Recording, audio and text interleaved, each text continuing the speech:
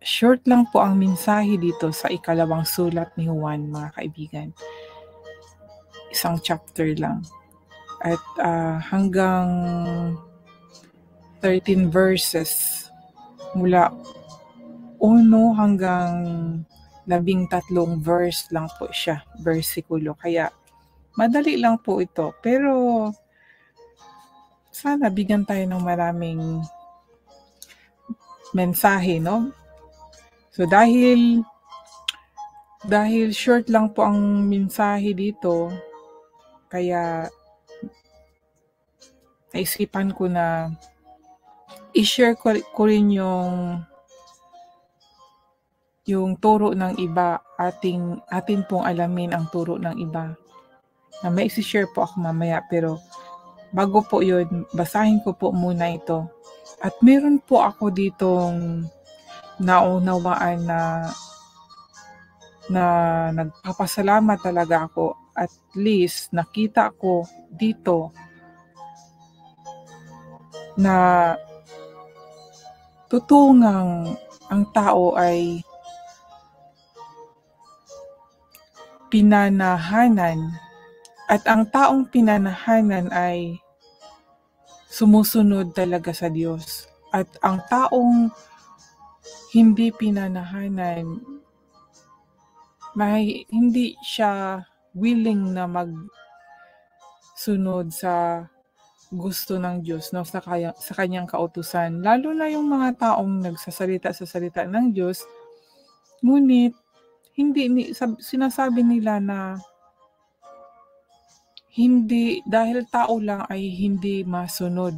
Pero ayon dito sa talata na aking nabasa kagabi po, no, sabi ko kasi short lang naman ito, bago ko po i-share ay babasahin ko muna. So binasa ko po siya kagabi at may nakita ako dito.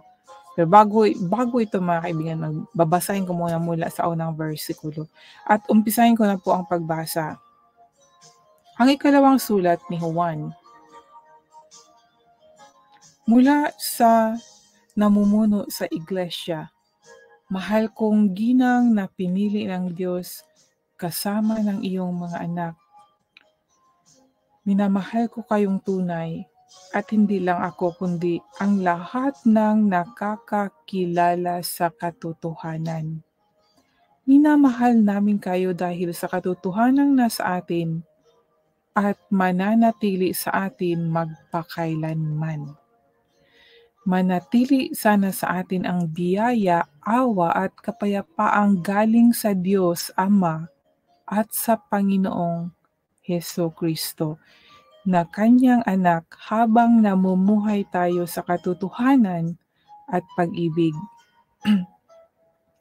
Labis ang kagalakan ko nang malaman ko ang ilan sa mga anak mo ay sumusunod sa katotohanan, ayon sa inuutos sa atin ng Diyos Ama.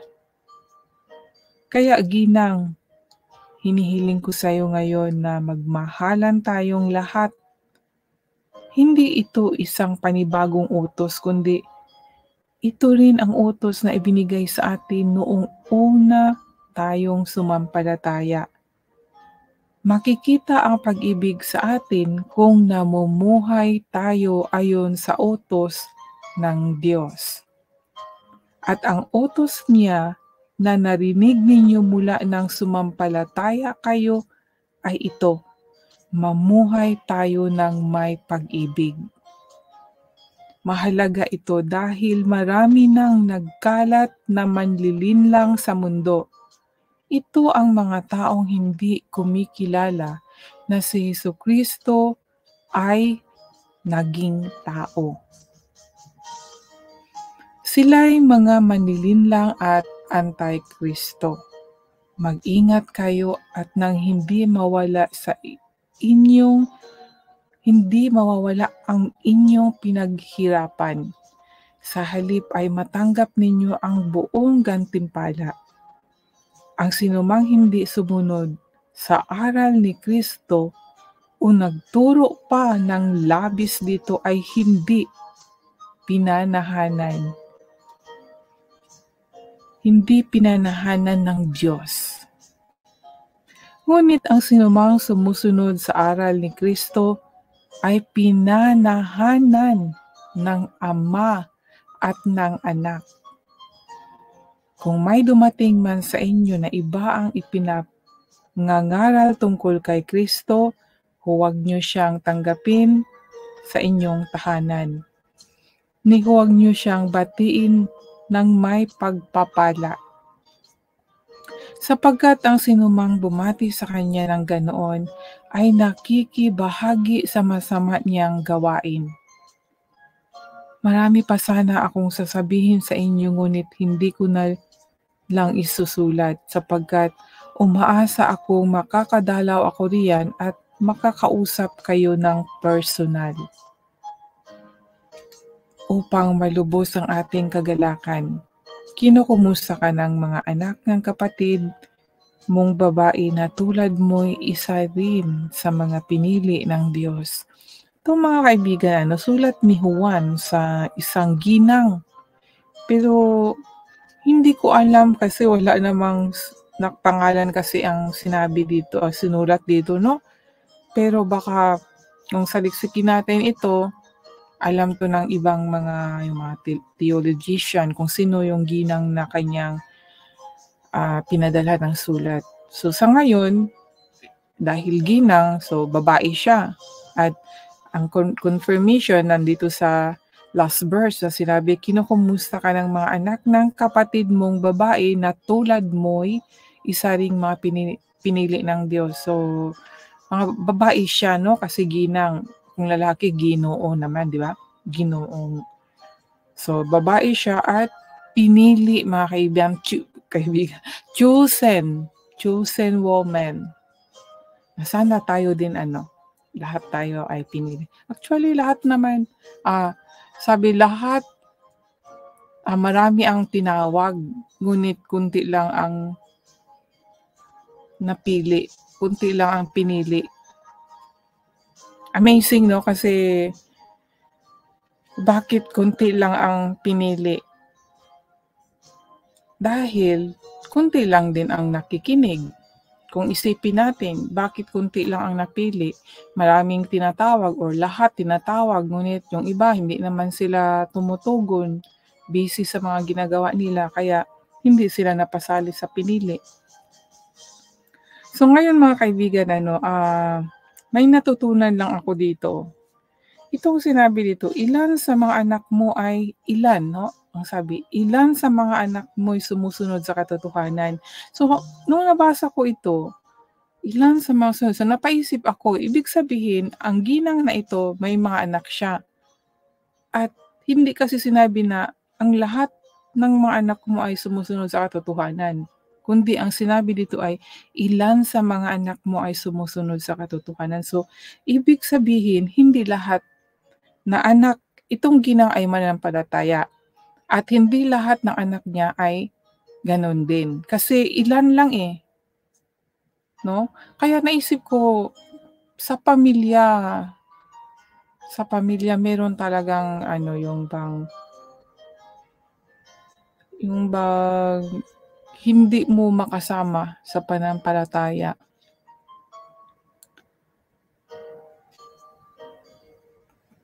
Pero meron namang iba na buo talaga sila, no, na sumampalataya. Pero may iba din na pamilya na, yun nga, separate. Kagaya ko rin po kasi galing ako sa isang Catholic, tapos lahat kami talaga ay devoted Catholic. Tapos ako lang itong, na umalis na sa pagkakatolik. Pero buti na lang at yung isa kong kapatid ay yun din, dahil na laman ang katotohanan. Sana yung iba ko ring mga kapatid. Kaya napaisip ako na kahit sa Bible pala, kahit sa isang pamilya ay may pamilyang hindi lahat ay sumampalataya o sumusunod sa katotohanan. Parang ganun, no? Kasi dito sa mensahe na to, ilan sa mga anak mo ay sumusunod sa katotohanan. Hindi sinabing ang lahat ng mga anak mo ay sumusunod sa katotohanan. So, hindi siya kataka-taka. Kung meron man sa ating pamilya na hindi rin sumusunod sa katotohanan, kasi sa Bible din ay meron. At ang turo dito sa ikalawang sulat din ay tungkol sa pag-ibig, na tayo ay dapat mamuhay na may pag-ibig. Ating i-practice talaga na may pag-ibig. Ang lahat ng ating gagawin may kasamang pag-ibig. Dahil sinabi dito na makikita ang pag-ibig sa atin kung namumuhay tayo ayon sa mga utos ng Diyos. Ayon sa mga utos ng Diyos, yun ang proof na talagang mahal natin ang Diyos. Hindi natin masunod ang Diyos din kung wala tayong banal na espiritu at walang pag-ibig. Kasi lagi kong kinukumpara, kahit sa tao nga kung mahal natin ang isang tao, di ba? Ibinigay natin ang lahat para mapasaya.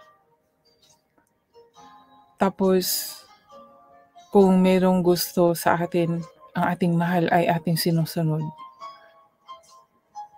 How much more sa Panginoon, di ba? Kung mahal natin ang Panginoon, dapat ganon, susundin din natin siya. At ang utos niya na narinig ninyo mula nang sumampalataya kayo ay ito, mamuhay kayo ng may pag-ibig. Sa New Testament, mas parang build up ang pag-ibig talaga. Si Jesus Christ, pag-ibig talaga ang itinuturo niya. Dahil sa 2 greatest commandments pa lang niya, sabi niya, the first greatest, sa unang greatest command, no? Dakilang kautusan ay mahalin ang ating Diyos ng buong puso, isip at kaluluwa, di ba? Mahalin. Then pangalawa ay mahalin mo ang kapwa gaya ng pagmamahal sa iyong sarili. Yan po, pag-ibig sa pag-ibig po. Kaya para sa akin, talagang kaibuti ng ating Panginoon dahil ang itinuturo sa atin ay pag-ibig. At least kung tayo ay puno ng galit, mapapalitan ng pag-ibig dahil nagbago na tayo, sumunod na tayo sa Panginoon. Ano yung kagustuhan niya sa atin. At binabalaan din po tayo na mag-ingat. Sabi dito sa ikalawang sulat ni Juan, chapter 1, kasi isang chapter lang ito. Chapter 1 verse 8, mag-ingat kayo at nang hindi mawala ang inyong pinaghirapan. Yung pinaghirapan po natin na sa umpisa ay talagang sumampalataya na tayo at sumunod na tayo, nakilala na natin ang katotohanan. Ngunit minsan may iba tumalikod, yung tinatawag na nag-backslide. Kaya sinabihan tayo na mag-ingat nang hindi mawala ang inyong pinaghirapan. Sa halip ay matanggap ninyo ang buong gantimpala. Itong gantimpala ba na napaisip ako, ano kayang gantimpala na ito? Kaya ito po yun, mamaya ang ibahagi ko na babasahin ko po para kung ano po yung pinag-aralan ko ay malalaman nyo rin sa pamagitan ng aking pagbabasa po mamaya. Pero isi-share ko muna tong nandito. Ang sabi sa verse 9, ang sinumang hindi sumusunod sa aral ni Kristo ay nagtuturo pa ng labis dito ay hindi pinanahanan ng Diyos. Ngunit ang sinumang sumusunod sa aral ni Kristo ay pinanahanan ng Ama at ng Anak. Dito sa talata na ito, mga kaibigan, ay napaisip ako kagabi kasi binasa ko po ito. Napaisip ako at napasabi ako, totoo nga, akala ko sa tao lang yung sinabing dahil wala siyang banal na espiritu kaya hindi niya naunawaan ang salita ng Diyos. Nung Narinig ko yan sa isang teenager nung umuwi po ako sa Pilipinas. At itong word na ito ay masabi kong relate dahil may sila, magkasing hulugan sila eh.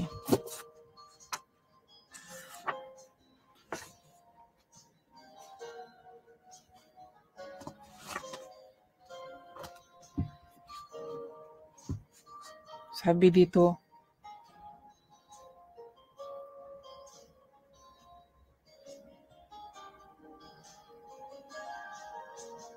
ang sinumang hindi sumusunod sa aral ni Kristo o nagtuturo ng labis dito ay hindi pinanahanan ng Diyos, ay hindi pinanahanan mga kaibigan. So yung hindi sumusunod sa aral ni Kristo at nagsasalita sila sa salita ng Diyos, ngunit hindi sila sumusunod, ibig sabihin, wala silang Holy Spirit sa kanila mga kaibigan. Nagpapahayag lang sila dahil sa kanilang naunawaan pero wala silang banal na espiritu.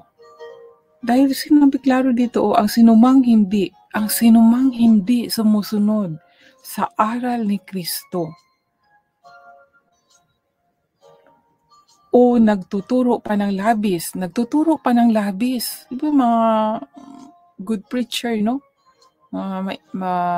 Magaling magsalita, matatamis, mananalita. Pero hindi sila sumusunod, sinabi dito,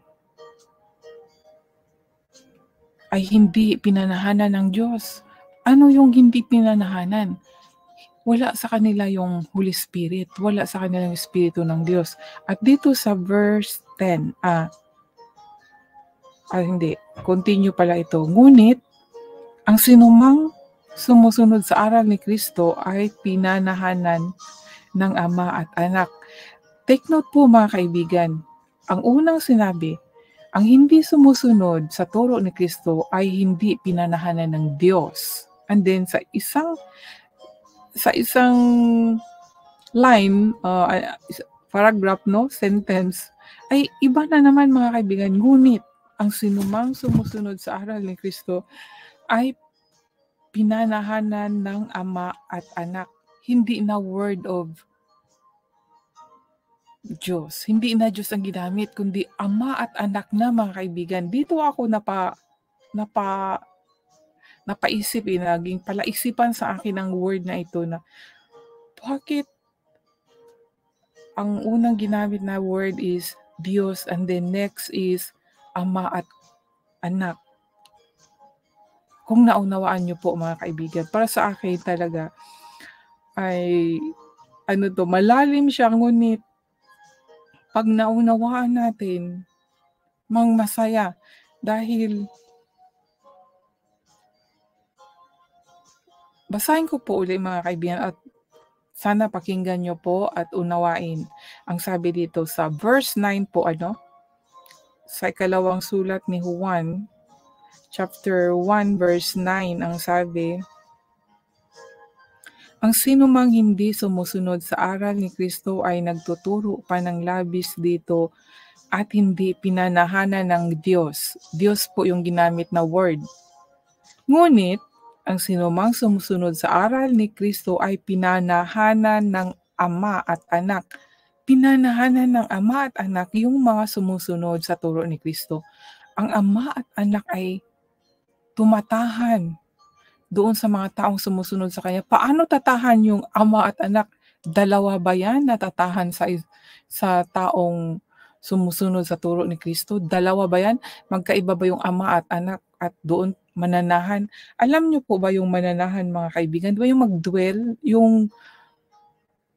magdwell sa ating katawan?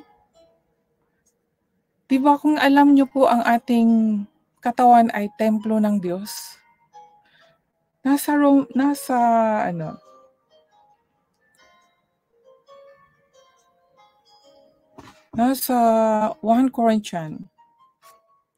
Corinthians chapter 3, di ba? Basahin ko mga kaibigan. Ilang beses kong binabasa ito pero basahin natin ang basahin pa ulit. huwag tayong magsawa hanggang sa malaman at maalala natin ang palagi, 'no, kasi palagi nating naririnig, palagi nating nababasa, hindi natin makakalimutan. So, i-share ko uli itong nasa 1 Corinthians chapter 3, kung ano po yung sinabi dito.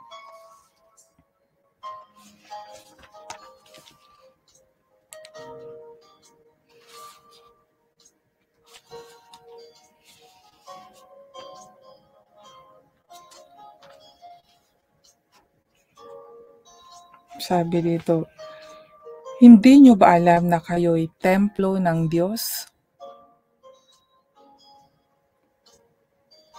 At ang Espiritu ng Diyos ay naninirahan sa inyo? Naninirahan, mga kaibigan. Hindi po magkaiba ang salitang naninirahan at tumatahan. Parehas lang yan, mga kaibigan, kung ating unawain. Parehas lang, similar meaning lang yan sila. Naninirahan sa atin ang Espiritu ng Diyos, at ayon dito sa Juan, sa ikalawang sulat ni Juan, verse 8 verse 9, na yung hindi sumusunod sa turo ni Kristo ay hindi pinanahanan ng Diyos.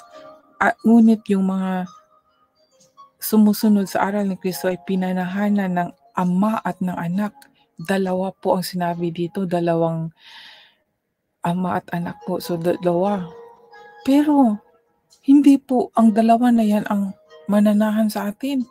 Ang Diyos pa rin, dahil sinabi dito intindihin niyo po, talagang klaro po dito kung sino itong Ama at Diyos. Para sa akin, ay Diyos yan, mga kaibigan. Ito yung Diyos na sinabi dito, na ang sino mang hindi sumusunod sa aral ni Kristo o nagtuturo pa ng labis dito ay hindi pinanahanan ng Diyos. Ngunit ang sinumang sumusunod sa aral ni Kristo ay pinanahanan ng Ama at Anak. Sino ang Ama at Anak na ito? Kundi yung Diyos. Mga kaibigan, kaya para sa akin, isa lang talaga. Siya lang ito at hindi po sila mag-separate dahil ang Ama at Anak ay mananahan doon sa mga sumusunod sa turo ni Kristo. At hindi po pwedeng dalawang espiritu ang mananahan sa atin. Imposible po yan. Ano po yan? Magulo yan. Dalawang espiritu, imposible. Isa lang ang Diyos. Tandaan natin, di ba? Isa lang siya, hindi dalawa o tatlo, isa lang. Yan yung Holy Spirit. Kaya nga sinabi ni Jesus Christ sa John chapter 3 verse 10 na ako at ang Ama ay iisa. Iisang Diyos. At dito po yun makikita natin sa ikalawang sulat ni Juan verse 9. Klaro po, mga kaibigan, dahil sa salita na to na ang mga taong hindi sumusunod sa aral ni Kristo ay hindi pinanahanan ng Diyos. Ngunit ang sumusunod sa turo ni Kristo ay pinanahanan ng Ama at Anak. Pinanahanan ng Ama at Anak. Walang iba kundi ang Diyos. Kaya siya, ang Ama at ang Anak, ay siya, yung Diyos na nag-iisang Diyos.